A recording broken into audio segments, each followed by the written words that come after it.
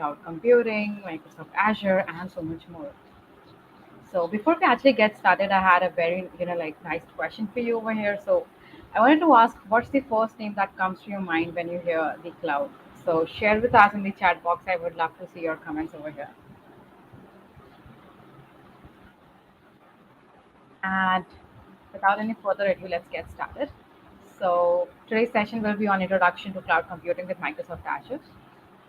And yeah, just a little bit about myself. So I'm Anika Debrawal. My pronouns are she, her, hers. I'm a Gold Microsoft Learns and Ambassador. I absolutely love communities and hackathons, all things tech, interacting with people, organizing various events, workshops, and so much more to create the impact I wish to see in our tomorrow. Moving forward, what I will be discussing today. So first, I'll introduce cloud computing, where we'll be discussing what exactly cloud computing is, why do we even use cloud computing, its benefits, and then we'll be moving on towards cloud deployment model, wherein we'll discuss more about public, private, and hybrid cloud. We'll also discuss about the types of cloud services, which are IaaS, PaaS, and SaaS.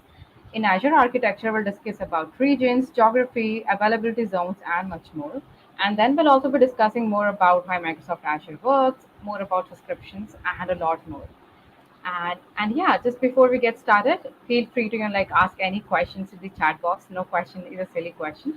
So feel free to ask any question that pops up in your mind while we go through this event. So let's get started. So what exactly is cloud, right? It's something that is on everybody's lips these days, but what exactly does it mean? So when tech companies say that your data is in the cloud or that you can work in the cloud, it has nothing to do with white fluffy things in the sky. It's actually a powerful way of transforming how and where you build your solutions. The cloud basically refers to the software and services that run on a remote server instead of running locally on your computer. It is the practice of storing regularly, basically storing regularly used computer data on multiple servers that can be accessed through the internet. Some of the examples that you might be aware of include Google Drive, Apple iCloud, Netflix, Yahoo Mail, Dropbox, Microsoft OneDrive, and a lot more. And it comes with a lot of advantages. The main advantage is you can see that you can access information from just any device with just an internet connection. It basically allows you to make edits on a Google Docs at your home, and then pick up where you left off in your office, and even your colleagues can collaborate on the same document. So that's a little about a cloud, but let's get into more detail.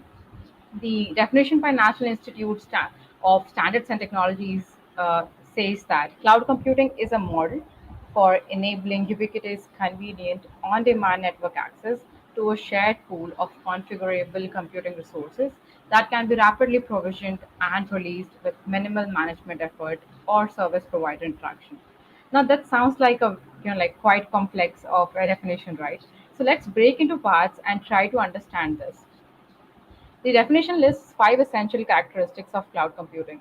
The very first one over here being on demand self service, which means that you can request and receive services without requesting any staff for doing the process for doing the process for you manually. Broad network access means that you can access the resources from just anywhere. The third one, that is resource pooling, essentially means that provider serves multiple clients, allocating the resources from a greater pool. And rapid elasticity or expansion over here means just like what it sounds like, you can get as many resources you wish on demand. And the very first one is measured service, which basically means that you will only pay for what you use. So that is the definition, but if it still sounds to you a little bit more complex, let me give you an example. So let's take this example wherein Aisha is traveling to Mumbai by flight. For this, she doesn't really have to buy the entire plane ride. I mean, it's super expensive and there's no need to buy it either. So what she'll do is she'll simply book a seat on basis of what are the services she wants and what she chooses to pay. Similarly, in cloud, when you want a resource that can be either hardware or software, you can just pay for what you use. Now, coming to the point of services, there are different classes like economy, business. The better services she wishes to have, the more she'll have to pay. Similarly, based on the type of services you want, you can choose from different types of cloud, that is public, private, and hybrid, which we'll also be discussing in detail in some time. So I hope that this example, gives you a little bit more clarity on the concept. Moving forward, let's discuss why cloud, right? I mean, there are a lot of reasons and there are a lot of advantages that come, that comes with cloud. But let's, take up a few of the points over here. There are a lot of advantages, but we'll be covering up a few of them. So as you can see over here, it says high availability, which basically means that since we are not responsible for the underlying hardware, cloud ensures that it is running all the time. Another advantage that cloud comes with is scalability. It's basically the ability to increase or decrease resources as needed to meet the changing demand. We have two types of scaling. So resources can be easily scaled up, that is vertical scaling, as well as scaled out, that is horizontal scaling. Vertical scaling refers to adding more CPU, memory, or input-output resources to an existing server, whereas cloud horizontal scaling basically means to provision additional servers to meet your needs. We also have fault tolerance over here. So it is the ability to maintain the continuity of service without any interruptions, even when some of the components actually fail. A simple example of this would be, let's say that you are given an exam. So you would definitely have at least two pens, right? So in case one runs out, you will have a backup and the downtime will be minimum. So since you can quickly switch to another pen. That's like how fault tolerance also works. And we also have a wide range of cloud services with globally spread data centers, making these services available to everyone from just anywhere. It also has like a cost predictiveness. Basically, has a pay as you go subscription. So it basically predicts the cost before you're going to use any service or so, which is another huge advantage. So moving forward, let's discuss types of cloud, which is a really important aspect. So you'll definitely have to pick the cloud deployment model with respect to your workloads. And over here we have three different models, that is public, private, and hybrid. And let me explain that with an example again. So let's say that you are traveling from one place to another. Now you have three different ways to travel, right? You can travel by bus, you can travel by car, or you can travel by taxi. Bus, as we all know, is accessible to everyone. You will just have to pay for the time that you will be using the transport and the seat that you will be occupying. This can be thought of like a public cloud. But let's say that you are traveling by your own car. So now it's owned by you, and hence maybe you can stop in between and get an ice cream or take a different route essentially. You will have the freedom to do anything at any time. So this can be thought of like a private cloud as well. And whereas let's say that you're going through, like you're taking a taxi, so you'll have to only pay for the time that you are using the service, and you'll also have some control over the journey. Like maybe you can stop here in between and get an ice cream here too. So this kind of thought of like a hybrid cloud. So I hope that this particular example of private, public, and a hybrid cloud is a little makes the concept a little more clear. But let's have a lot more detailed look over here.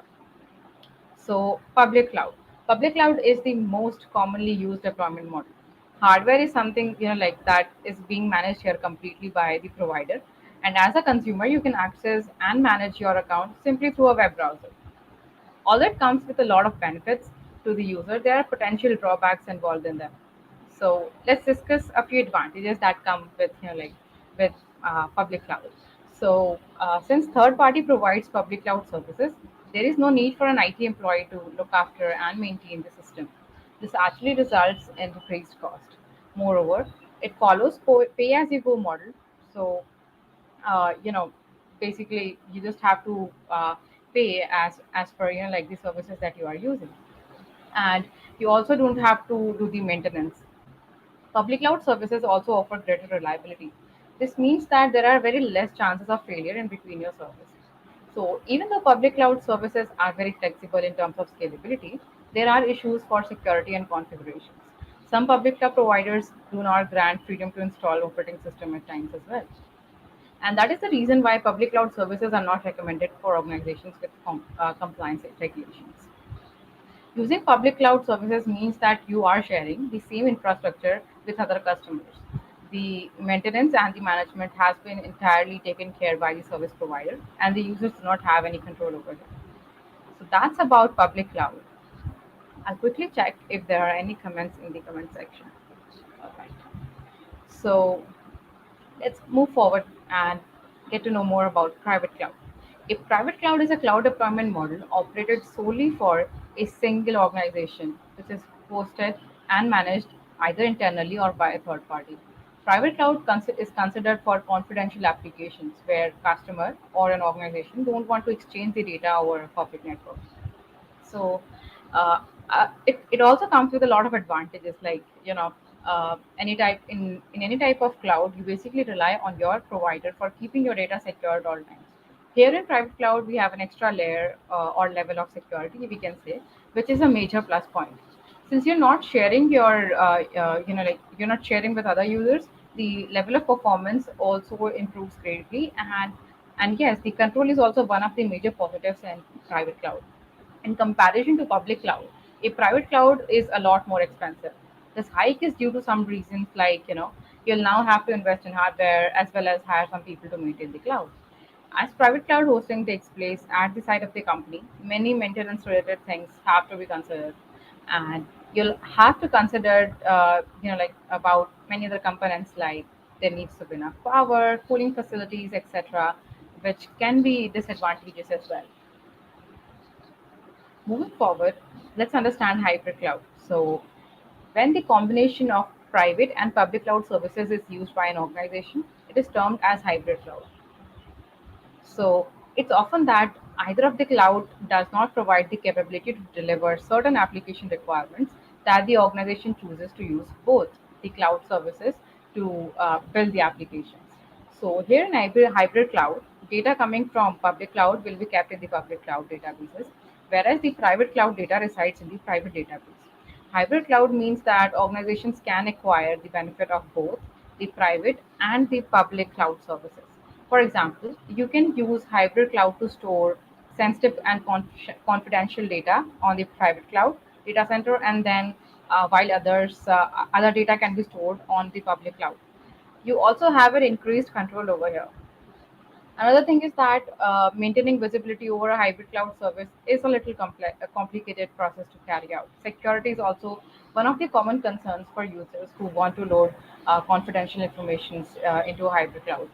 So, due to the nature of hybrid cloud, many security vulnerabilities are present inside them, and proper steps should be taken to ensure the data protection. So that's about public, private, and hybrid cloud. And let's now discuss a lot more about cloud computing service models. So um, the three cloud service models are IaaS, that is infrastructure as a service, PaaS, that is platform as a service, and SaaS, that is software as a service. But what exactly are these models, right? So let's discuss them in detail. IaaS, or infrastructure as a service, is the most flexible type of cloud service, which basically lets you rent the hardware and contains the basic building blocks for cloud and IT. So you might be wondering what exactly is infrastructure, right? Every day you might use applications like websites, for example, Facebook, or Instagram. So they are like a client server software. These applications run on your device, making the requests on the server. And what exactly is the server? The server is a computer where all the information is stored and all your processing is done. So these applications actually rely on real hardware, like something you can touch, these servers. Just having a server won't be enough though. You'll need to install it in a rack and then connect it to the network, power it, and use a cooling system as well. All the things that you do to make your server working and usable are part of the infrastructure altogether. So, IaaS actually gives you complete control over the hardware that runs your application, the servers, virtual machines, storage, networks, operating system, as a lot more. And it's also an instant computing. It's like an instant computing infrastructure provisioned and managed over the internet. And some of the examples that like you might be aware of include Google Compute Engine and Microsoft Azure. Adding on top of that, Microsoft Azure provides governance features and services in order to implement policy-based management for all, for all the Azure services available on cloud as well as on-premise. Moving forward, platform as a service. So, platform as a service, or PaaS. Over here, your provider manages for you both the infrastructure as well as the platform. You can think of it like an operating system as well. So it basically helps to create an application quickly without managing the underlying infrastructure. For example, let's say when you're deploying a web application using PaaS, you don't need to install an operating system, web server, or even system updates. You can also scale and add new features to your services. It also provides an environment for building, testing, and deploying software applications. Some of the examples that include that like you might have used previously include Heroku as well as Windows Azure. Moving forward with SaaS or software as a service, it basically provides a complete product that is run and managed by the cloud service provider. In most cases, people referring to SaaS are referring to end user applications. It is usually based on architecture where one version of the application is used for all customers and licensed through a monthly or annual subscription. For example, Office 365, Skype, Salesforce, Cisco WebEx are some of the examples of SaaS. So over here, you can see that this particular image shows you, like a nice comparison between different services that your vendor manages for you and you yourself manage in different models. Although it looks a little bit more complex, so let's try to again understand this through a nice example. So over here we have new pizza as a service. Over here, as you can see, we have different models. In traditional on-premise model, let's say that you are making a pizza yourself at home. Then this is very much like a traditional on-premise IT infrastructure. You are making dough yourself. You are adding the toppings, cooking it yourself, and providing the electric and the gas to do so, and then also eating it at your own dining table. So you're doing everything by yourself, and therefore you must completely rely on yourself for the finished product. Moving forward with infrastructure as a service or IaaS, in basic terms, as we discussed previously, is where you access your hardware resources through an internet connection. For example, if you're using Microsoft Azure's IaaS model, you would be able to rent your server from Microsoft and access the Microsoft's data center via an internet connection. The benefit of this would be that you don't you no longer have to worry about capital expenditure every 5 years or so to replace your server, as you are paying for it on a monthly subscription over here. So infrastructure as a service is where your hardware is in the cloud. Instead of having to invest a lot in capital expenditure, in new servers, and then having to pay to heat, power, and cool them, you just pay a subscription fee and access them via the cloud. So if you move into an infrastructure as a service model, it's the same as buying a frozen pizza from supermarket and then cooking it at home. You must provide the place where you eat the pizza, the electric or the gas, and the oven to cook the pizza as well. Yet the actual pizza is provided by the third party. The infrastructure as a service is the same. Your hardware, such as your servers, are provided to you by a third party. Yet you still need an operating system, software, and the device, such as a laptop, to be able to use it. The hardware or the pizza is provided by a third party, but you need to do everything else. Take a detailed look over platform as a service as well. So PaaS or platform as a service is all about deployment. As discussed previously, instead of investing in the complicated infrastructure needed to develop and manage an application, you can use PaaS. So platform as a service is all about developing and deploying applications and being able to do so without worrying about operating systems, servers, and other network infrastructures. PaaS is scalable, and so that when things develop, it will grow with you rather than meaning to invest more in the infrastructure. So, platform as a service provides the user with a platform in which you can develop, run, and manage applications without having to maintain the infrastructure. So, the main benefit of platform as a service is for the developers.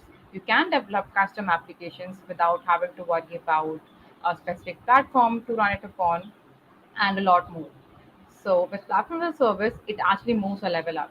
So it's the same as having a pizza delivered.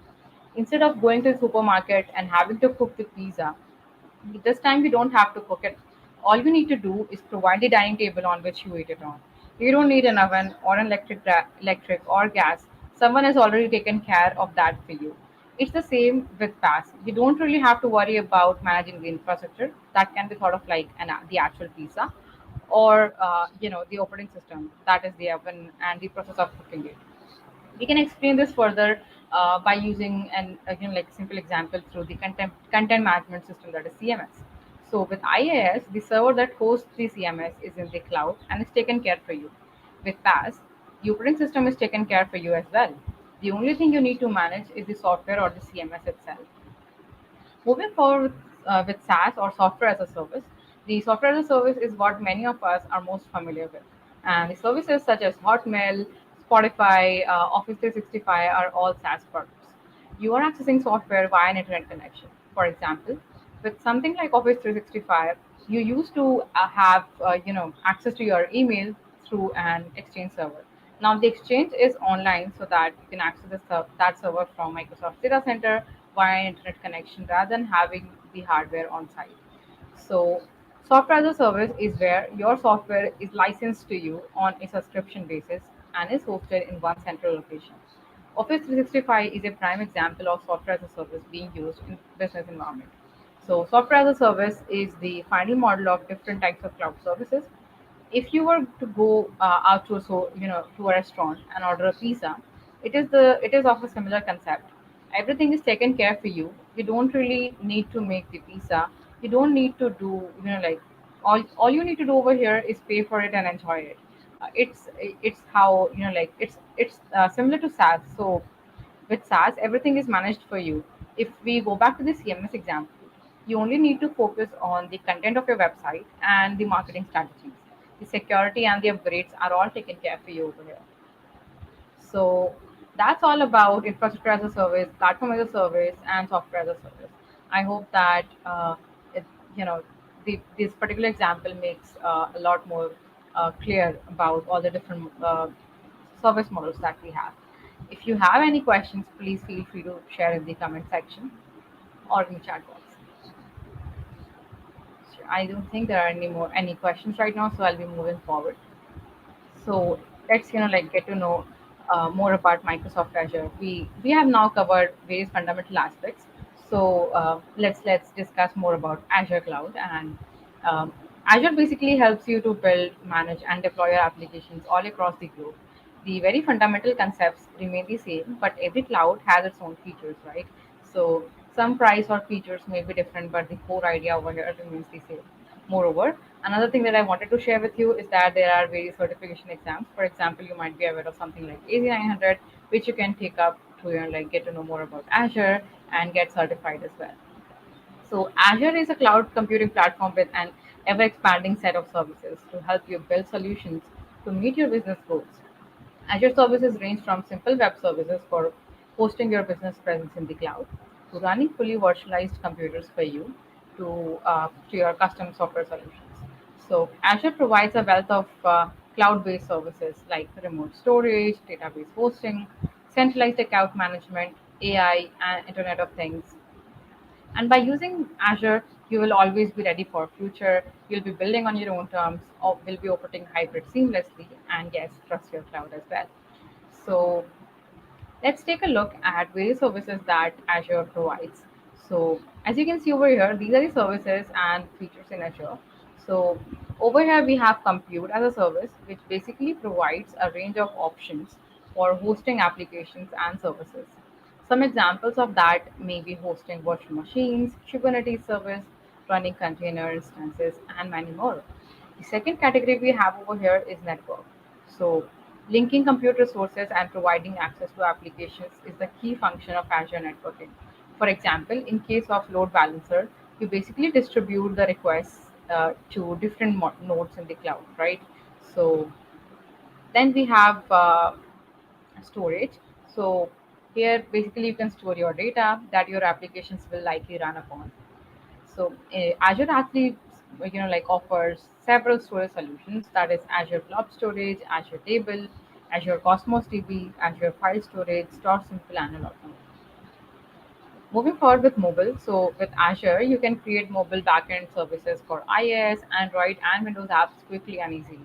Features that take time and increase project risks, such as adding corporate sign-in and then connecting to on-premise resources such as SAP, Oracle, SQL Server, and SharePoint, are now very simple to include. We have databases your application likely wants to operate upon on it basically wants to put it upon, like some sort of input output, right? Like, so it can be thought of like different sort of data. Like we have structured, semi-structured, and unstructured data. If you're wondering what these are, so in structured data, your data has some kind of schema. Your data is organized. Whereas in unstructured data, it is basically like schema-less. And in semi-structured, it can be thought of something like something that has structure but no schema. So that's about mobile. Moving forward with web, having great web experience is definitely a lot more important in today's business world. So Azure includes first-class support to building and hosting web applications and HTTP-based web services. So there is Azure App Service that helps you create, you know, that helps you quickly create powerful web-based applications. We also have Azure Notification Hubs, which basically helps you send push notifications to any platform from any backend. And we also have Azure API Management, Azure Cognitive Search, and a lot more.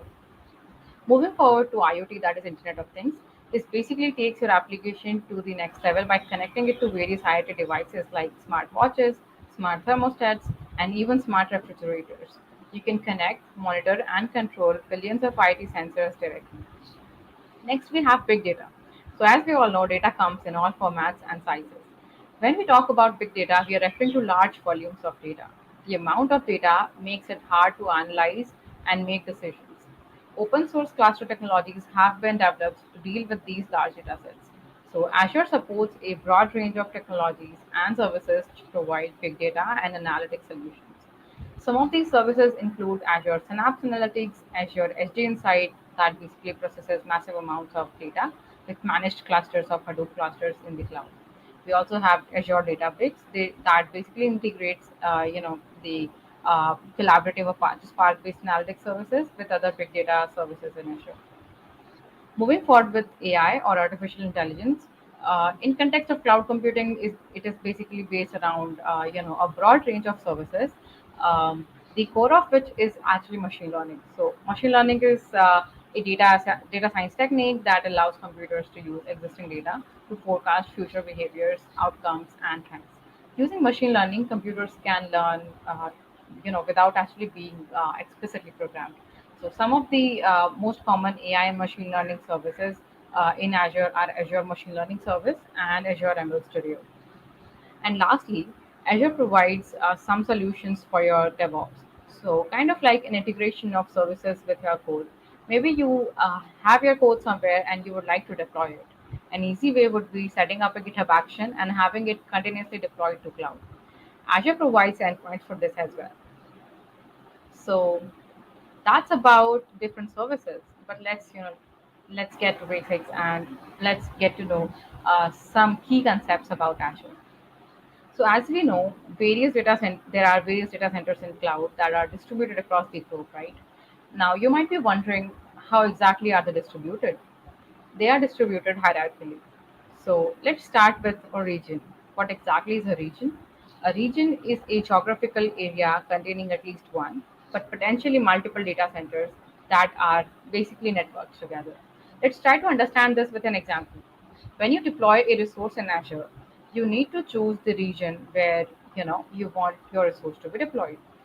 So you would be choosing something like West US, West Europe, Japan West, or Australia East.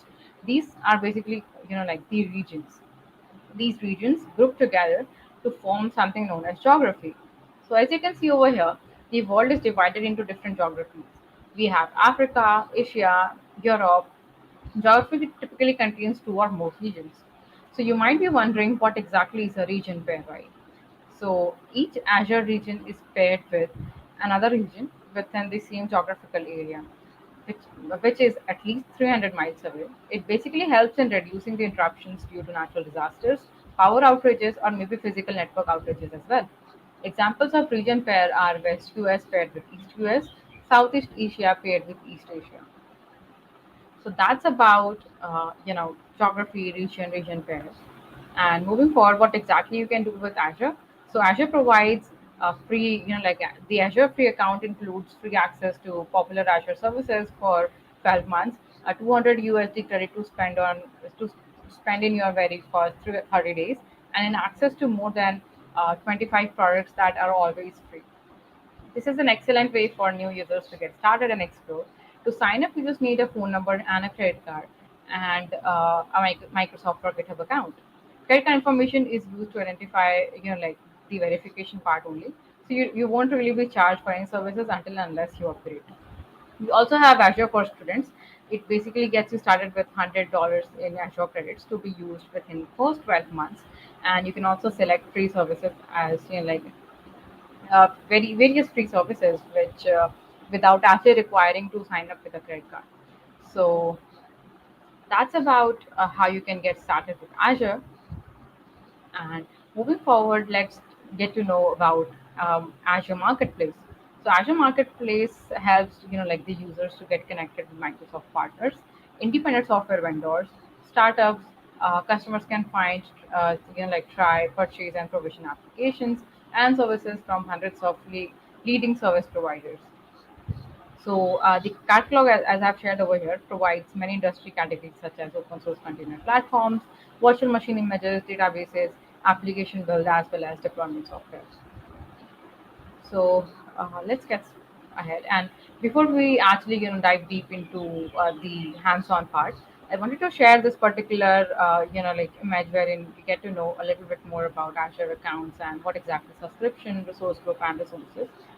So you can think of like let's say when you sign up on your on the Microsoft Azure platform, you definitely would have an account, right? Like let's say that you signed up with your student email address, then you would have your account on Azure. So under that account, you would have some sort of subscription. Let's say that you signed up for a student subscription that you would have, then you would have that student subscription. Or let's say that you have bought some other subscription, that then obviously you'll be having that particular subscription, right?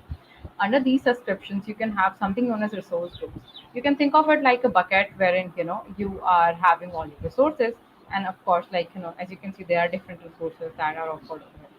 We'll be doing this hands-on, so in case this is still not clear to you, no worries. It will definitely get cleared when we go ahead with the hands-on part. Also, what exactly is Azure Portal? So it is a web-based unified console that basically provides an alternative to command line tools. So with Azure Portal, you can manage your Azure subscription by using a graphical user interface. You can build, manage, and monitor everything from simple web applications to various complex cloud deployments. You can also create custom dashboards for an organized view of resources. You can also configure accessibility options for an optimal experience. So that's about Microsoft, like the Azure portal.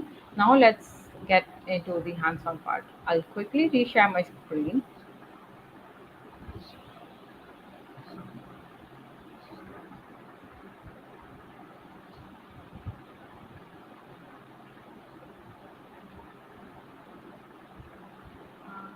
Let me share my screen.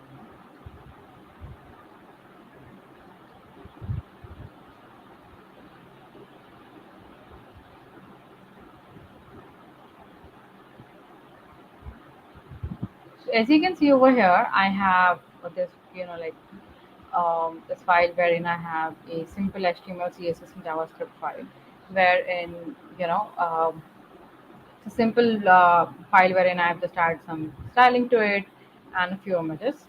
Now, let's say that you have a similar, like you have some files and you want to deploy it to Azure, right?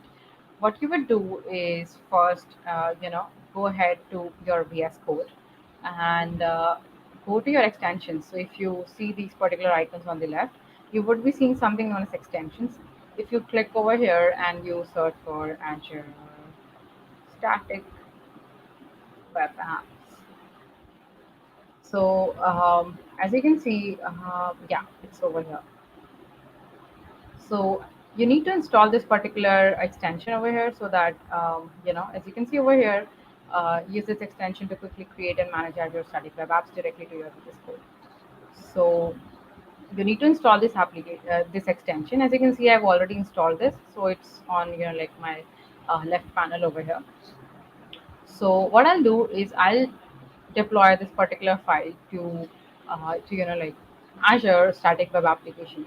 For that, now what I need to do is, let's say that you have already installed the extension. You just need to click over here, and you'll see something like resources, workspace, help and feedback, and you're like a few other things. Just check on your just check over here that you have this installed, and you can see a few things on your left. Over here, what we need to go ahead with the static web apps, since we are deploying a static web application. And what I'll do now is I'll click on this plus icon, and then it will ask me to what do I want to go ahead with. I want to create a static web application, right? Like I want to deploy this as a static web application. So what I'll do is I'll just press enter, and now it asks me to enter a name for my new static web app. So since like right now I'll just add something like repo demo Azure, but you can name it something like that you would like, or that something of significance as well. Then it asks me for a region. Now, since I am currently in India, I will be going ahead with East Asia. You can definitely like choose something that is closest to you. Now it asks me to choose the framework. Since currently I just have HTML, CSS, JavaScript file, I will go ahead with custom. But in case you are using a framework, you can choose Angular, React, or anything else. I'll click customer, and since my like files are in the root folder, I'll just add slash over here. In case they are inside some folder, then you need to add that particular folder's name. And since we do not want to go ahead with the build, I'll just remove that and press enter. Now as you can see over here, it says create static web apps, the name that I entered, and then creating new static web application, and it's in process, right? So let's wait for a couple of moments for it to load. And meanwhile, what I have done is I have also pushed my code to GitHub repository. If I'm to show you the same, you can see over here, it's a GitHub repository, right? Like if I just refresh this, what you will now be seeing is a GitHub action or a workflow added to it. What exactly does this do? So let's say that I made some changes and I push like my code over here, then it will automatically run a GitHub action that will trigger the static web application, and my application would actually be deployed. So if I click on details over here, you can see that my GitHub action is actually running right now. It's in build. It's particularly building right now, right? So let's wait for a few moments for it to complete, and then we can go ahead and browse our website that has been deployed to Azure Static Web Apps.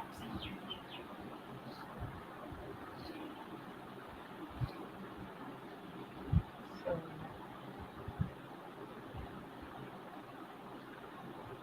so it says finish the. I think it will take a minute or so to complete.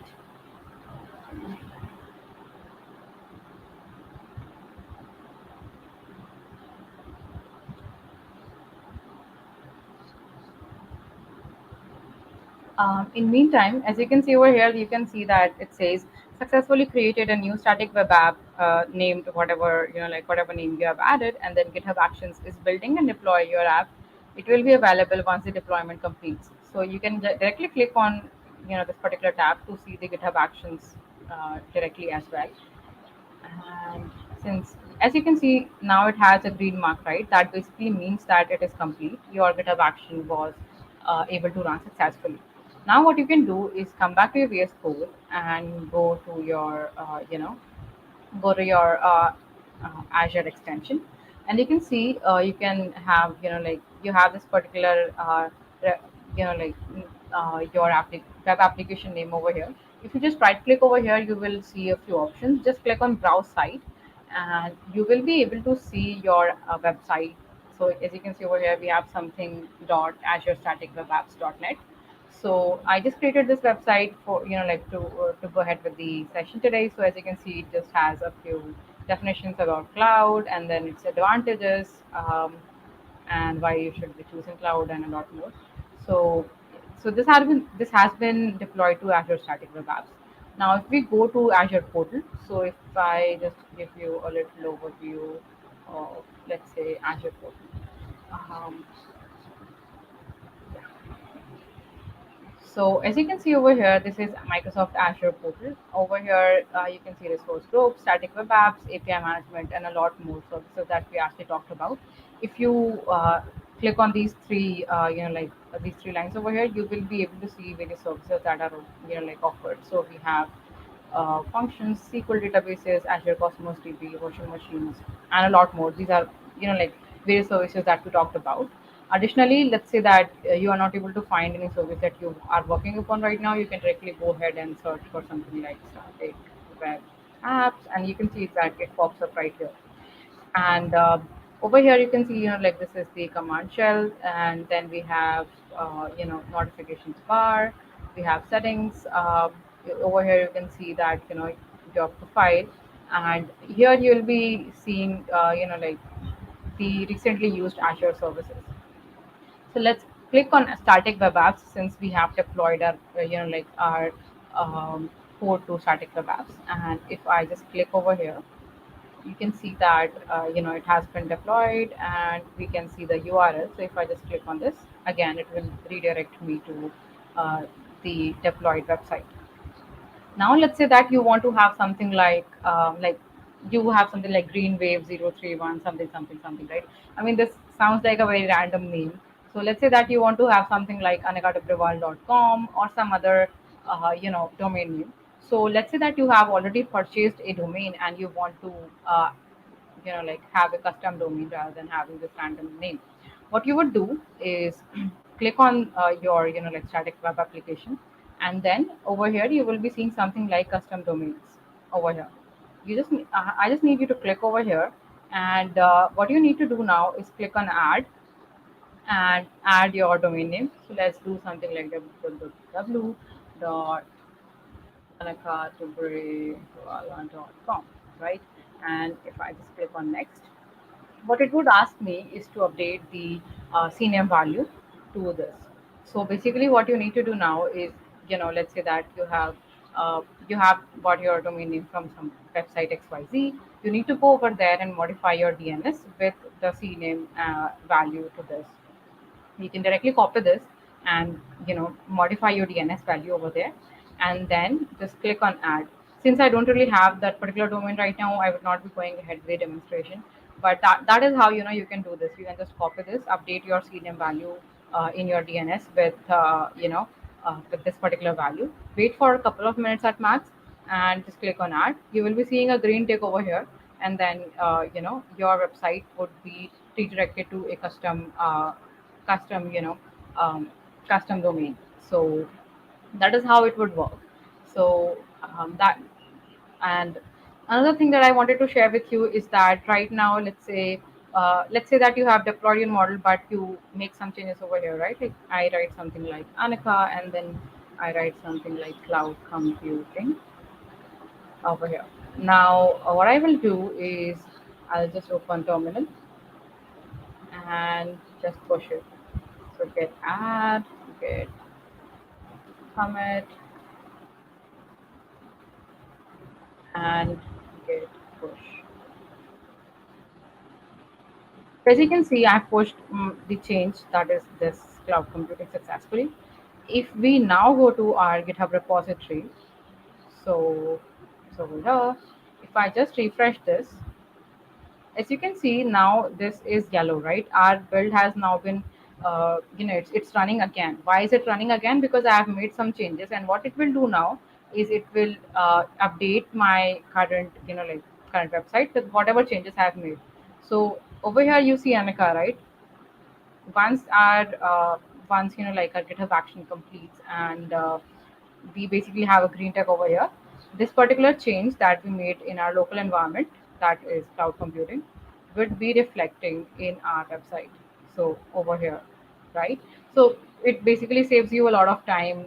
You don't really have to, you are just a push away from actually building your, having your model deployed, and you don't really have to worry about a lot of other complexities. So let's wait for a couple of moments for this to for for the GitHub action to complete, and then we can see the changes.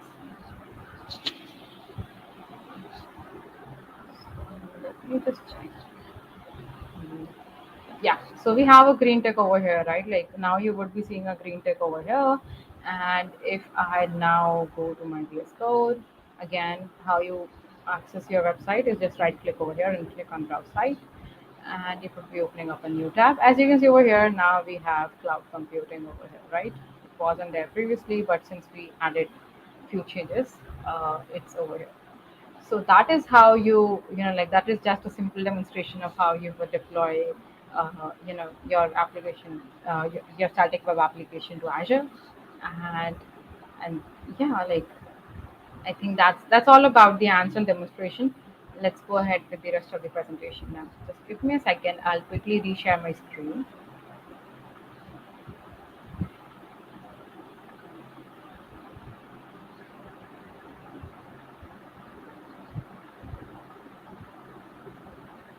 Oh, my apologies, Archana. I just saw your comment in the comment section that says your screen is not shared. So why you not able to see my screen at all during the demonstration? Can you just confirm that in the chat box?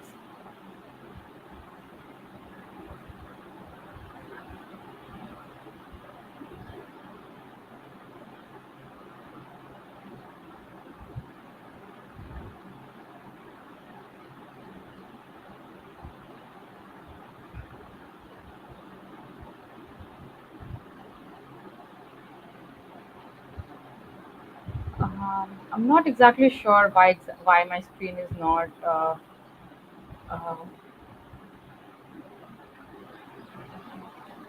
No worries. What I'll do is I'll try connecting with the backend team and like get to know why exactly my screen is not shareable. But what I'll do is I'll connect with you and I'll share the presentation as well as a few resources of like the demonstration I just went ahead with. Another thing, what I'll do is I'll add in the comment section, like the steps that I followed, and I'll also link the GitHub repository that I'm using for deploying the web application. What I'll do now, since my screen is not visible, what I'll do now is I'll just give you a little overview of what you can do next to, you know, uh, so what steps you can take next to get to know more about Azure and build your applications. What you can do now is go to Microsoft Learn. It is an amazing place with a tons and tons of resources. So you can learn lot more through Microsoft Learn. Like there are dedicated resources on these topics. Something like Introduction to Python or building a simple website like HTML, CSS, and JavaScript would be amazing. Another thing is that if you are currently working on your hackathon project or let's say some side project, then you can definitely take that project to next level through Imagine Cup. So Microsoft Global Tech and Innovation Competition for it's basically like an amazing hackathon wherein you will get various resources to like level up your project, and that would be an amazing opportunity for you to go ahead and take part in such an amazing hackathon. Another thing that you can do now is create your free Azure for Students account. You will be getting $100 in Azure credit, and you would be able to try professional developer tools, and you would even be able to um, get you would even be able to access more resources. So that's what you can do. Like these are a few next steps that you can take, and you are always like welcome to connect with me. Feel free to connect with me on LinkedIn, Twitter, or GitHub. If you have any doubts as well, feel free to connect with me. I would be more than happy to help you out. In case you do have any questions, please post it in the comment section. I would be more than happy to answer any of the questions that you might have.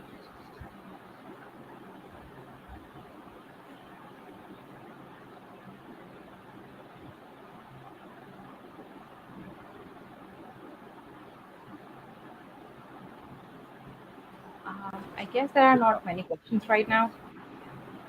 I think let's wrap up with the session now. Yeah, yeah, sure, sure. Yeah, thank you I very much. think my screen was not visible in between while I was going ahead with the hands-on No, no, no. demonstration. It was just for a moment, and it was visible throughout the session. No issue.